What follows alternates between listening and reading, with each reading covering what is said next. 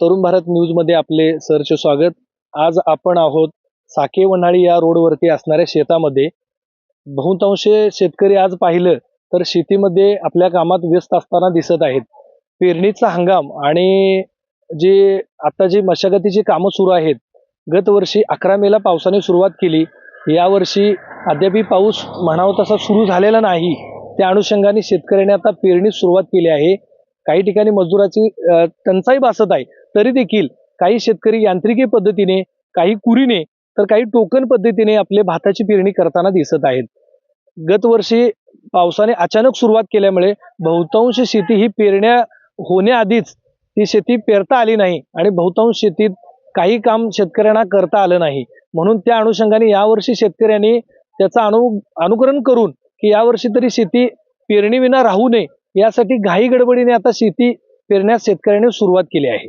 आपण आज या ठिकाणी वन्हाळी रोडला आहे, तर या शेतकऱ्यांच्या आपण प्रतिक्रिया जाणून घेऊया की त्यांनी यावर्षी कोणत्या पद्धतीचं भात वापरलंय, त्याचं पिकाची गुणवत्ता कशी आहे आणि त्याला किती दिवसात पाणी दिलं तर ते भात चांगल्या पद्धतीने येते। माझं नाव यशवंत तुकाराम कौंदाडे, वन्हाळी शेतकरी आम्ही। आम्हाने भात केले, उत्पादन जास्त आहे, त्याला 120 दिवसात भात येते। ते पिंजार बी उंच आहे, भाताला उत्पादन जास्त आहे, उतारा बी जास्त आहे। दुसऱ्या शेतकऱ्यांनी घ्यावं। आम्ही आता 4 वर्षे भात करतो।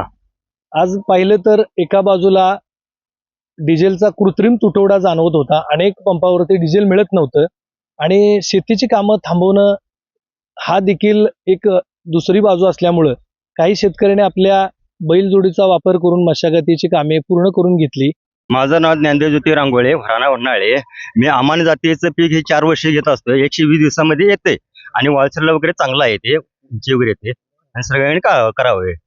आणि बऱ्याच ठिकाणी यांत्रिकीकरण असून सुद्धा इंधन तुटवडे अभावी ते वापरता आले नाही, त्यामुळे काही शेतकऱ्यांनी दिलगिरी व्यक्त केली आहे।